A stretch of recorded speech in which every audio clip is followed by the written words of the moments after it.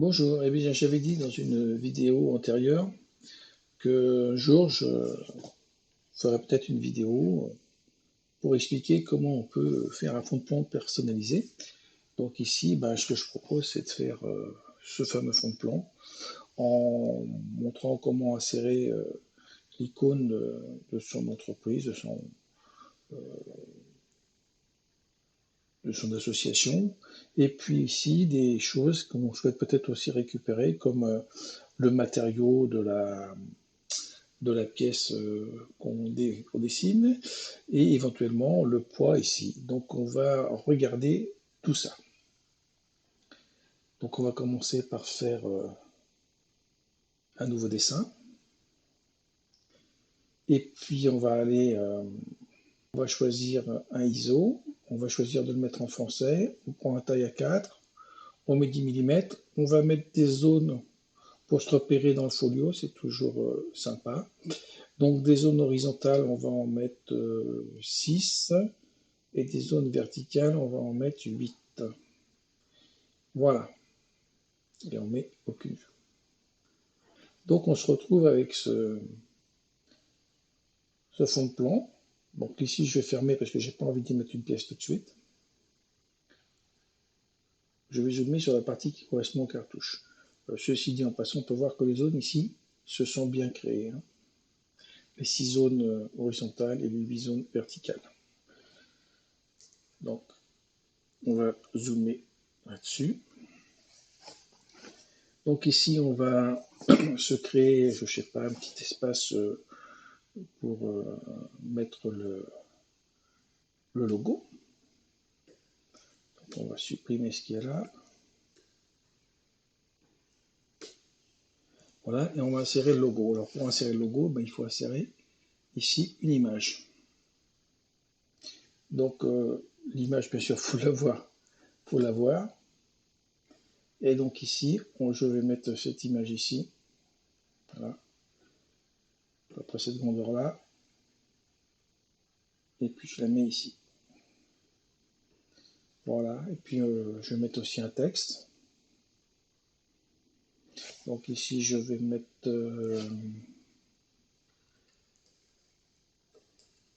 Fab Lab Brestois.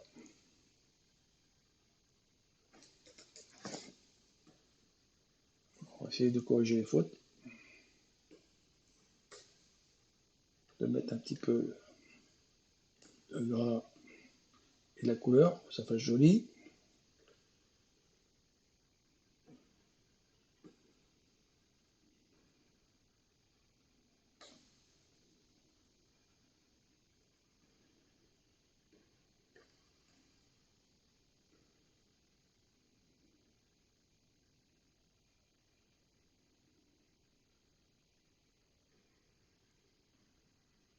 Voilà.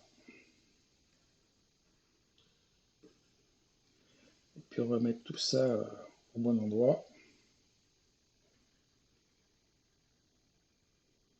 Ici.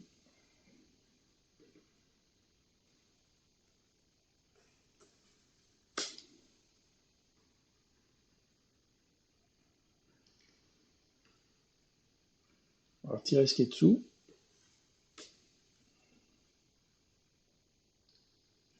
Maintenant, on va ajouter le matériau ici.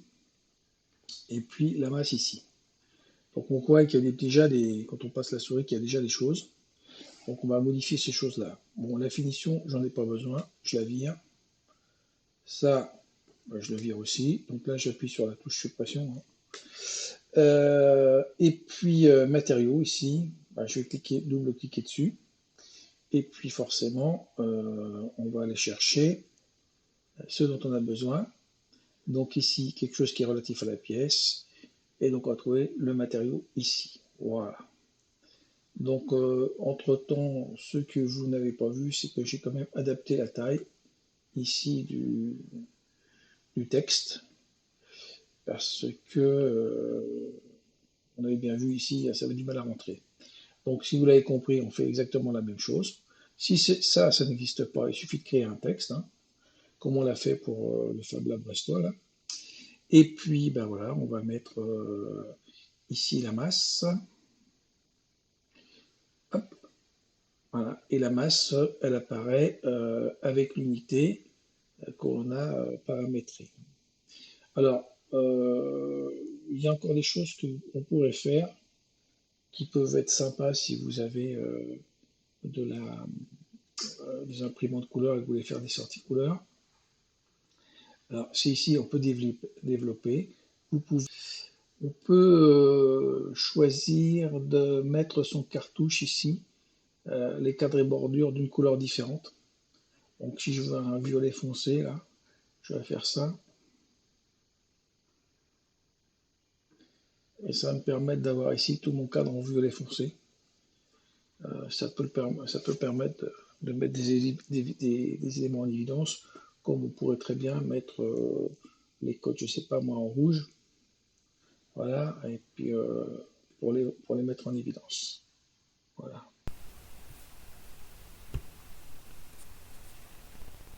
Bien, on va procéder comme j'ai l'habitude de faire. Je suis pas sûr que ça soit la meilleure solution pour pouvoir réemployer toujours les mêmes formats.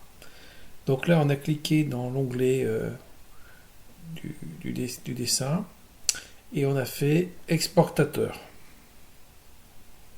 Et puis, là, on va lui donner un nom pour YouTube. Donc c'est sous ce nom-là qu'on le retrouvera toujours et on paramètre comme c'est mis dans cette fenêtre. Et on fait OK. Là, on s'aperçoit que la création est en cours.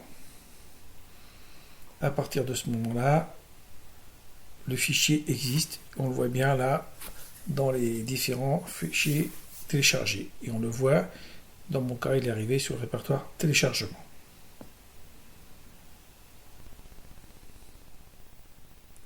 Donc maintenant, je vais fermer le document.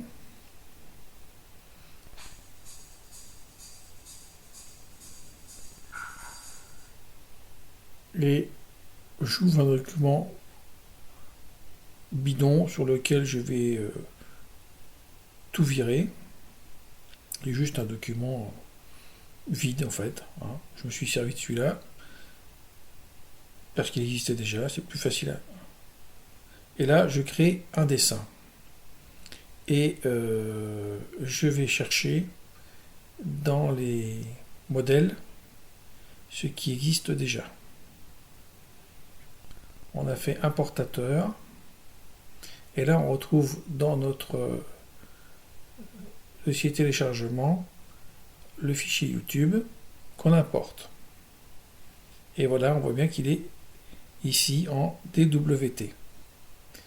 Et là, on ferme le document, ce qui a eu pour effet de sauvegarder le fond de plan. Donc là, maintenant, on va pouvoir le réaliser. Là, j'ai ouvert un fichier sur lequel il y a une petite pièce dessinée vite fait à l'arrache. Et on va voir si on peut utiliser ce fichier. Alors voilà, c'est à peu près n'importe quoi comme pièce. Et là, on va créer un dessin. Et là, on va regarder si on trouve notre modèle. Et là, eh bien, on va trouver pour YouTube. Il est bien là. Donc on peut l'utiliser avec n'importe quelle nouvelle pièce. Et quand on le télécharge, eh bien, on voit qu'on a bien trouvé tout notre précédent travail et qu'on peut bien là, comme je le démontre, l'utiliser pour n'importe quelle pièce. Donc une nouvelle pièce. Le but est atteint. On a bien créé un fond de plan réutilisable. Maintenant, dès que l'on en aura besoin.